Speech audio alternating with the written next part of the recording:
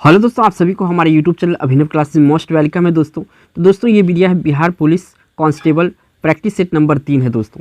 तो दोस्तों जो आपका 21,300 प्लस वैकेंसी निकला है उसके रिगार्डिंग है दोस्तों। और इस वीडियो सीरीज का ये तीसरा पार्ट है। कौन सा पार्ट है? ये तीसरा पार्ट है। काफ़ी इंपॉर्टेंट है। 50 क्वेश्चन होता है दोस्तों। काफ़ी इंपॉर्टेंट प्रश्न होता है जिसमें आपका जीके होता है, जीएस होता है और करंट अफेयर्स होता है। ये तीनों का बहुत बड़ा रोल होता है दोस्तों। बिहार पुलिस कांस्टेबल जो होता है काफ़ी इंपॉर्टेंट रोल होता है आपका एग्जाम क्लियर करने में। और ऐसे क्वेश्चन इसमें शामिल किया हूँ दोस्तों कि एग्जाम में आने की संभावना इसका बहुत ज़्यादा हो जाता है, क्योंकि ऐसे क्वेश्चन है आप अगर वीडियो देखेंगे तो आपको समझ में आ जाएगा। और इसका जो प्लेलिस्ट में बना दिया हूँ, ये प्लेलिस्ट आपका इसी वीडियो के डिस्क्रिप्शन में होगा, वहाँ पे जाके आप देख सकते हैं। और इसका पीडीएफ कहाँ मिलेगा? तो पीडीएफ भी हमारे टेलीग्राम अभिनव क्लासेस पे जाइए आप, इसी वीडियो के डिस्क्रिप्शन में, वहाँ पे आप ज्वाइन कीजिए। आपका प्रत्येक दिन का पीडीएफ आपको सुबह में मिल जाएगा। और ये जो वीडियो है, ये वीडियो आपको 9 बजे सुबह मिलता है। तो आप लोग 9 बजे सुबह तैयार रहिए इस वीडियो को देखने के लिए। और इसी का ठीक शाम में जो है कि इस वीडियो का क्या मिल जाएगा, आपका पीडीएफ मिल जाएगा। 7 बजे तक में पीडीएफ मिल जाएगा। पीडीएफ भी आप पढ़ के अच्छे नंबर ला सकते हैं। तो चलते हैं पहला क्वेश्चन पर, 2 नंबर क्वेश्चन पर।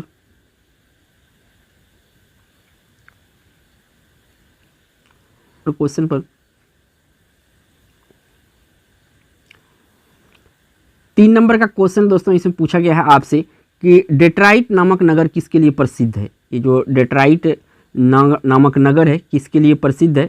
तो ये देखिए दोस्तों, ये जो है आपका ऑटोमोबाइल उद्योग के लिए प्रसिद्ध है। किसके लिए? ऑटोमोबाइल के लिए प्रसिद्ध है। यहाँ से आपका बी ऑप्शन सही हो जाएगा। बढ़ते हैं आपका 4 नंबर। अगला क्वेश्चन जो यहाँ से पूछा जा रहा है दोस्तों आपसे 4 नंबर में, तृतीयक क्षेत्र में सम्मिलित गतिविधि नहीं है। तो देखिए पहले तो इसको कौन सा क्षेत्र में, जो पहला क्षेत्र होता है ना, पहला, ठीक है, पहला क्षेत्र, इसमें कृषि और पशु जो है शामिल किया जाता है।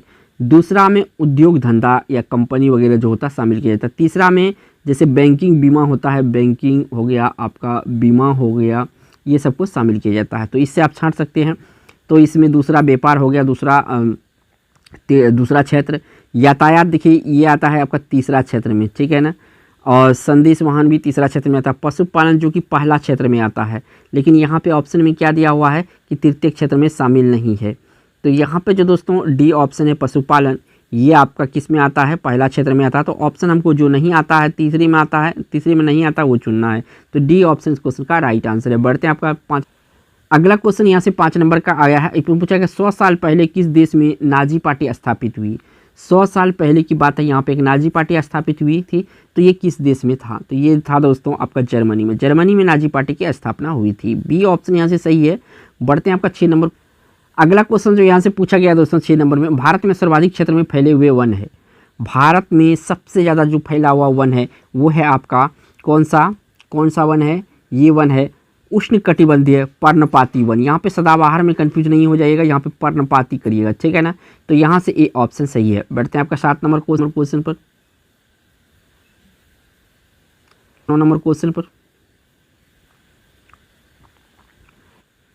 बिहार का सर्वाधिक लिंग अनुपात वाला जिला है तो कौन सा? तो गोपालगंज सबसे ज़्यादा लिंग अनुपात में आगे है। तो सी ऑप्शन सही है। और ये जनगणना 2011 के अकॉर्डिंग है, तो इसको भी याद रखिएगा। अगला क्वेश्चन जो यहाँ से पूछा गया है आपसे कि बिहार के कितने प्रतिशत भूभाग पर अति संघनन वन है, मतलब बहुत ज़्यादा वन है। तो यहाँ पे 0 इतना प्रतिशत जो भाग है, ठीक है ना, 0.35% यानी 35% का 0.35% कह सकते हैं। यहाँ पे अति संघनन भाग है, यानी काफ़ी घना वन है, ठीक है। बढ़ते हैं। अगला क्वेश्चन जो यहाँ से पूछा गया है 11 नंबर में, प्रकाश वर्ष इकाई है। किसका इकाई है प्रकाश वर्ष? तो ये दूरी का इकाई होता है प्रकाश वर्ष। किसका इकाई होता है? दूरी का इकाई होता है प्रकाश वर्ष। बढ़ते हैं आपका अगला जो क्वेश्चन है यहाँ से पूछा गया 12 नंबर में, राजनीतिक परिघटना के अध्ययन की दार्शनिक विधि है। राजनीतिक परिघटना के अध्ययन की दार्शनिक विधि है। तो इसमें से कौन सा विधि दार्शनिक विधि है? तो ये जो आपका प्रकृति से निगमात्मक है, ये आपका क्या है? राजनीतिक परिघटना का अध्ययन का दार्शनिक विधि है, प्रकृति से निगमनात्मक, यानी कि बी ऑप्शन यहाँ से सही है। बढ़ते आपका अगला क्वेश्चन जो यहाँ से पूछा गया है, रोग संक्रमित मच्छर को काटने से नहीं होता है। रोग संक्रमित मच्छर के काटने से नहीं होता। कौन सा बीमारी है जो इसमें? देखिए सबसे पहले तो आपका मलेरिया, ये तो मच्छर से होता है। डेंगू भी मच्छर से होता है, ठीक है। इसके बाद आ जाइए चिकनगुनिया। क्या चिकनगुनिया ये भी मच्छर से होता है? तो बिल्कुल ये भी मच्छर से फैलने वाला बीमारी है। यहाँ पे जो इबोला हेमरेजिक बुखार है, ये आपका मच्छर के काटने, संक्रमित मच्छर के काटने से नहीं होता है। तो यहाँ पे ये ऑप्शन सही है। बढ़ते हैं आपका अगला क्वेश्चन जो यहाँ पे पूछा गया है 14 नंबर में, उपराष्ट्रपति के निर्वाचक मंडल में होते हैं, क्या क्या होते हैं उपराष्ट्रपति के निर्वाचक मंडल में, ये बताना है। तो देखिए दोनों सदनों में निर्वाचित व मनोनीत सदस्य होता है। क्या होता है? दोनों सदनों में निर्वाचित व मनोनीत सदस्य जो होता है ये उपराष्ट्रपति के निर्वाचक मंडल में शामिल होते हैं। तो यहाँ से आपका बी ऑप्शन।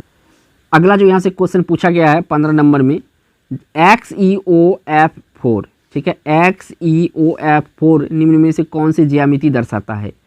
तो ये दर्शाता है दोस्तों वर्ग पिरामिडिया को दर्शाता है। किसको दर्शाता है? वर्ग पिरामिडिया को दर्शाता है। तो यहाँ से आपका बी ऑप्शन सही हो जाएगा। बढ़ते आपका 16। अगला जो क्वेश्चन यहाँ से पूछा गया है 16 नंबर में, बिहार सरकार की नियुक्ति योजना का उद्देश्य क्या है? बिहार सरकार का युक्ति, यहाँ पे सॉरी युक्ति लिखा हुआ है, बिहार सरकार की युक्ति योजना का जो है उद्देश्य क्या है? तो इसका जो उद्देश्य है ये है सुरक्षित गर्भपात की सेवा प्रदान करना, जो है ये युक्ति योजना का उद्देश्य है। यानी कि ये ऑप्शन यहाँ से सही है। बढ़ते हैं आपका नेक्स्ट क्वेश्चन पर। 17 नंबर का क्वेश्चन है, इसमें आपसे पूछा गया है कि जिंदगी नामा उपन्यास किसके द्वारा रचित है? ये जो जिंदगी नामा उपन्यास है ये किसके द्वारा रचित है? तो ये रचित थी कृष्णा सोबती जी। किसके द्वारा है ये? कृष्णा सोबती की ये लिखी हुई है आपका जिंदगी नामा उपन्यास। तो यहाँ से आपका ए ऑप्शन सही है। बढ़ते हैं आपका 18। अगला जो क्वेश्चन यहाँ से पूछा गया है आपसे 18 में, गुणसूत्र जिसमें गुणसूत्र बिंदु अनुपस्थित होता है कहलाता है। वो गुणसूत्र कौन सा जिसमें क्या होता है आपका गुणसूत्र बिंदु अनुपस्थित होता है, यानी अब्सेंट होता है, ठीक है ना, ये क्या कहलाता है? तो ये एसेंट्रिक कहलाता है। क्या कहलाता है? एसेंट्रिक कहलाता है जिस गुणसूत्र में गुणसूत्र बिंदु अब्सेंट होता है या अनुपस्थित होता है। डी ऑप्शन सही। अगला क्वेश्चन यहाँ से पूछा गया है 19 नंबर में, राष्ट्रीय राजमार्गों को भारत में राज्यवार लंबाई की दृष्टि से वह राज्य जहाँ राष्ट्रीय राजमार्ग की लंबाई सर्वाधिक है, यानी कहने का मतलब अगर सिंपल भाषा में कहा तो राष्ट्रीय राजमार्ग की लंबाई सबसे ज़्यादा जो है कौन सा राज्य में है इनमें से? तो इनमें सबसे ज़्यादा उत्तर प्रदेश में। किस में है? उत्तर प्रदेश। इसको यूपी शॉर्ट में कहते हैं, तो याद रखिएगा उत्तर प्रदेश। अगला क्वेश्चन जो यहाँ से पूछा गया है 20 नंबर में, सूचकांक के बारे में कौन सा सही नहीं है? ये जो सूचकांक के बारे में इनसे कौन सा सही नहीं, पहले तो सही छांट लीजिए। तो देखिए सूचकांक एक विशेष प्रकार का माध्यम है, बिल्कुल सही है। सूचकांक सापेक्षित परिवर्तनों का माप है, बिल्कुल सही है। सूचकांक निरपेक्ष परिवर्तन को मापता है, बिल्कुल गलत है ये। सूचकांक अनुपातों और प्रतिशतों का माध्यम है, बिल्कुल सही है, ठीक है ना। तो यहाँ पे देखिए पूछा क्या गया है, कौन सा सही नहीं है सूचकांक के बारे में? तो यहाँ पर जो सी ऑप्शन है, सी ऑप्शन सूचकांक निरपेक्ष परिवर्तन को मापता है, नहीं नापता है, ये गलत है। तो ऑप्शन यहाँ से सी सही हो जाएगा। बढ़ते हैं आपका अगला क्वेश्चन जो यहाँ से पूछा गया है 21 नंबर में, कि निम्नलिखित में से कोयला खानों में से कौन सी मध्य प्रदेश राज्य में स्थित है? इन कोयला खानों में से मध्य प्रदेश में कौन सा है? तो मध्य प्रदेश में जो है सिंगरौली जो है ये आपका मध्य प्रदेश में क्या है? सिंगरौली आपका मध्य प्रदेश में कोयला की खान है यहाँ पर। ए ऑप्शन क्वेश्चन का राइट आंसर होगा। बढ़ते हैं अगला क्वेश्चन जो यहाँ पे पूछा गया है दोस्तों 22 नंबर में, बिहार राज्य विधानमंडल में प्राक्कलन समिति के सदस्यों का कार्यकाल क्या होता है? जो बिहार राज्य विधानमंडल में प्राक्कलन समिति के सदस्य होता है उसका कार्यकाल कितना होता है? तो उसका जो कार्यकाल होता है ये होता है आपका 2 वर्ष। कितना होता है? 2 वर्ष होता है। यहाँ से आपका सी ऑप्शन सही होगा, 2 वर्ष। बढ़ते हैं आपका अगला जो क्वेश्चन यहाँ से पूछा गया है 23 नंबर में, जैव विविधता शब्द किसने दिया था? जैव विविधता शब्द किसने दिया था? तो वो जैव विविधता शब्द दिया गया था वाल्टर रोजन के द्वारा। किसके द्वारा? वाल्टर रोजन के द्वारा। तो यहाँ से सी ऑप्शन सही होगा, वाल्टर रोजन ने जैव विविधता शब्द दिया था। बढ़ते हैं अगला क्वेश्चन जो यहाँ से पूछा गया है 24 नंबर में, कि निम्नलिखित में से कौन सा राज्य गंगा बेसिन का भाग नहीं है? तो गंगा बेसिन का भाग आपका राजस्थान जो है ये है, तो इसके बाद मध्य प्रदेश भी है, छत्तीसगढ़ भी है, लेकिन जो पंजाब है ये गंगा बेसिन का नहीं है ये भाग। तो यहाँ से सी ऑप्शन सही है, ये सिंधु वगैरह का बेसिन है, ठीक है ना। बढ़ते हैं आपको 25। अगला जो क्वेश्चन यहाँ से पूछा गया है, शरीर में पानी की कमी से होने वाली स्थिति का वर्णन है। यानी कि अगर शरीर में मानव के शरीर में पानी की कमी हो जाए तो उसे क्या कहा जाता है? सिंपल भाषा में मैं आपको बता रहा हूँ। तो ये कहा जाता है आपका निर्जलीकरण। क्या कहा जाता है? निर्जलीकरण कहा जाता है। यानी कि ए ऑप्शन सही है। बढ़ते हैं आपका 26। अगला जो यहाँ से क्वेश्चन पूछा गया है 26 नंबर का, कि भारतीय संविधान को केंद्रीकृत प्रवृत्तियों वाला संघ के रूप में किसने परिभाषित किया है? क्या कहा है? केंद्रीकृत प्रवृत्ति वाला संघ। इसमें से किसने कहा है तो या किसने परिभाषित किया है? तो ये कहा जेनिंग्स। किसने कहा है ऐसा? आइवर जेनिंग्स ने कहा है भारतीय संविधान को केंद्रीकृत प्रवृत्तियों वाला संघ कहा है। और कहा किसने है? आइवर जेनिंग्स ने कहा है। तो सी ऑप्शन यहाँ से सही है। बट अगला क्वेश्चन यहाँ से पूछा गया है 27 नंबर में, महाराज धीराज की उपाधि अपनाने वाला पहला गुप्त शासक कौन था? यानी कि ये जो उपाधि है महाराजा धीराज की उपाधि सबसे पहले कौन सा गुप्त शासक धारण किया था? तो ये किया था चंद्रगुप्त प्रथम। चंद्रगुप्त प्रथम ऐसा राजा था दोस्तों जिन्होंने महाराजा धीराज का उपाधि धारण किया था। ये ऑप्शन यहाँ से सही है। अच्छा क्वेश्चन है, काफ़ी इंपॉर्टेंट है। अगला क्वेश्चन यहाँ से पूछा गया है 28 नंबर में कि भारतीय संविधान के अनुसूची 6 में किन किन राज्यों को शामिल किया गया है? यहाँ पे पूछा है 6 अनुसूची। कौन सा? 6 अनुसूची में। तो 6 अनुसूची में जो शामिल किया गया है इनमें से कौन कौन सा राज्य होगा ये आपसे पूछा गया है। तो इनमें अगर राज्य देखेंगे तो ये असम है पहला, त्रिपुरा, मेघालय, मिजोरम। याद रखिएगा ये इंपॉर्टेंट क्वेश्चन है, अनुसूची 6 में शामिल राज्य। ठीक है, तो इन राज्यों को शामिल किया गया है, असम, त्रिपुरा, मेघालय, मिजोरम, यानी कि ये टोटल 4 राज्य है। बढ़ते हैं आपका अगला क्वेश्चन यहाँ पे पूछा गया है 29 नंबर में, नील दर्पण नामक पुस्तक किसने लिखी है? नील दर्पण जो लिखा गया है दीपबंधु मित्र के द्वारा। किसके द्वारा? दीपबंधु मित्र के द्वारा नील दर्पण, जो कि बिहार में हो रहे अत्याचार जो जब हो रहा था नील खेती के लेके बिहारियों के ऊपर, तो इसके ऊपर जो बुक लिखा गया था ये दीपबंधु मित्र के द्वारा लिखा गया था और ये पूरा हाईलाइटेड बुक था। बी ऑप्शन सही है। अगला क्वेश्चन जो यहाँ पे पूछा है 30 नंबर का, निकोलो कोंटी नामक इटावली यात्री किसके शासनकाल में भारत आया था? निकोलो कोंटी किसके शासनकाल में भारत आया था यहाँ पे? तो ये देवराय प्रथम के शासनकाल में आया था। किसके शासनकाल में आया था? देवराय प्रथम के शासनकाल में आया था। कौन आया था? Nicolo Conti. बढ़ते हैं आपका अगला क्वेश्चन जो इसमें पूछा गया है दोस्तों 31 नंबर में, अवध के ब्रिटिश साम्राज्य में मिलन के समय अवध के नवाब कौन थे? यानी कि जब अवध को किस में मिलाया गया था? ब्रिटिश में मिलाया गया, साम्राज्य में मिलाया गया था, तो अवध का नवाब कौन था? यहाँ के नवाब कौन था ये पूछा गया है। तो यहाँ का जो नवाब था उस समय ये था वाजिद अली शाह। कौन था? वाजिद अली शाह। जब अवध का नवाब था तो इसको कहाँ पे मिला दिया गया था? ब्रिटिश साम्राज्य में। बढ़ते हैं आपका अगला क्वेश्चन जो यहाँ से पूछा गया है 32 में, HYSIS हाइसिस कह सकते हैं इसको, या शॉर्ट में ही HYSIS नामक उपग्रह का प्रक्षेपण किस यान से किया गया था? ये जो ये आपका HYSIS ये है, क्या है? ये उपग्रह है, इसका प्रक्षेपण किस यान से किया गया था इसमें से? तो देखिए ये जो जिस यान से किया गया था ये यान था PSLV C43। कौन सा था? PSLV C43 से HYSIS नामक उपग्रह का प्रक्षेपण किया गया था।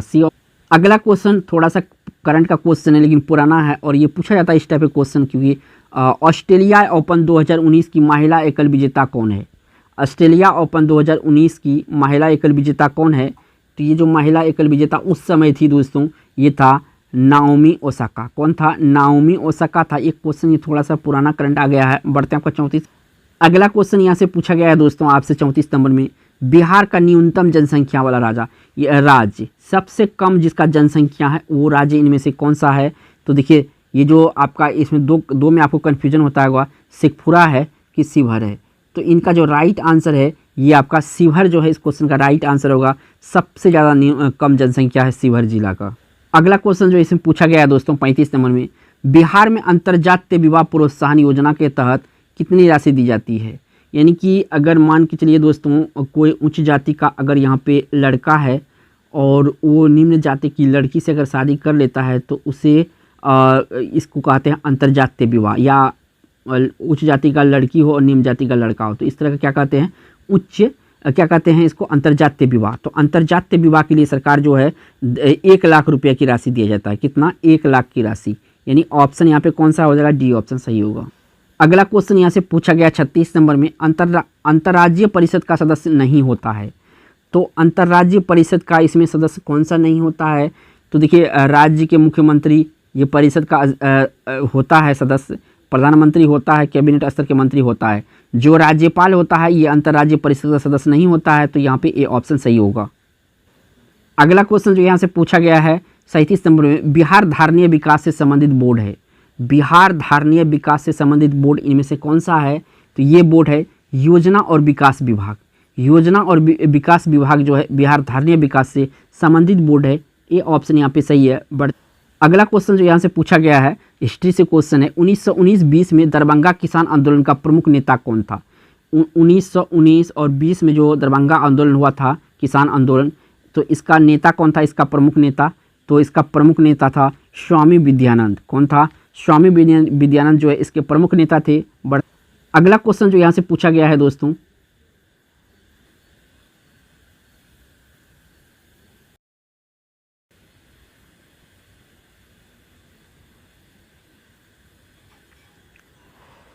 यहाँ पे 39 नंबर का क्वेश्चन पूछा गया, अखिल भारतीय उपभोक्ता मूल्य सूचकांक में सबसे संयुक्त वजन वाला आइटम है। अखिल भारतीय उपभोक्ता मूल्य सूचकांक में सबसे ज़्यादा संयुक्त वजन वाला आइटम कौन सा है? तो सबसे संयुक्त वजन वाला जो आइटम है ये खाद और पेय। तो बी ऑप्शन यहाँ से सही है। बढ़ते हैं आपका 40 नंबर। अगला यहाँ पे 40 नंबर का क्वेश्चन आ चुका है, पूछा गया भारत में पूंजी खाते में परिवर्तनशीलता पर कौन सी समिति बनी है?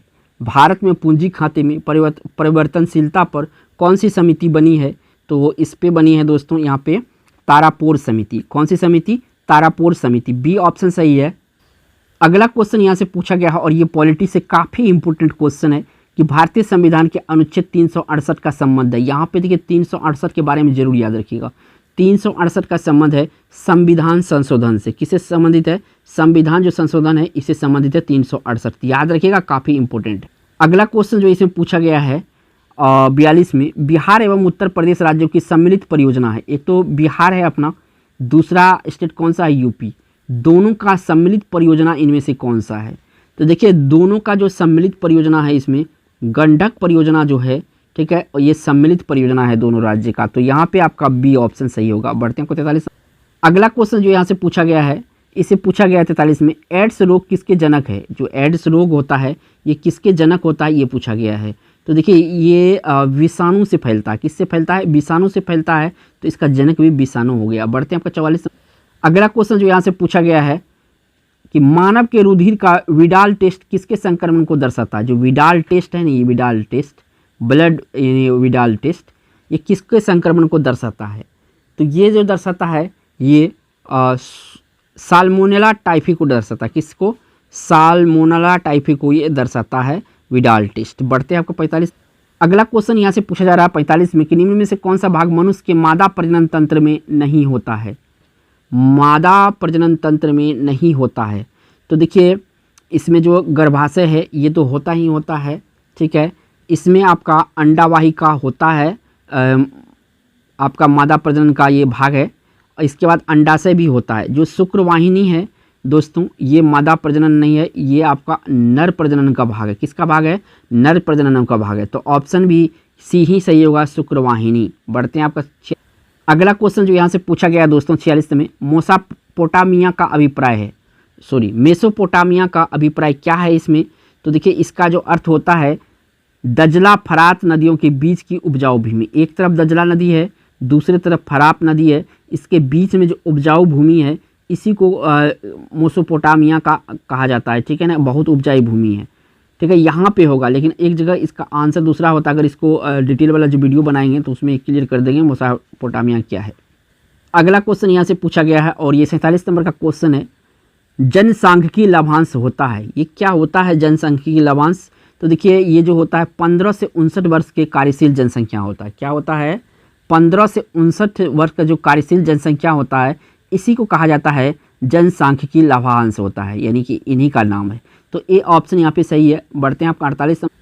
अगला क्वेश्चन जो यहाँ से पूछा गया है दोस्तों 48 में, डाक संशोधन विधेयक में पॉकेट वीटो का प्रयोग किस राष्ट्रपति ने किया था? यहाँ पे ये क्वेश्चन काफ़ी इंपॉर्टेंट है। जो पॉकेट वीटो है ये कौन सा राष्ट्रपति के द्वारा उपयोग किया गया था? तो ये किया गया था दोस्तों नीलम संजीव रेड्डी के द्वारा। किसके द्वारा किया गया था उपयोग? नीलम, एक मिनट,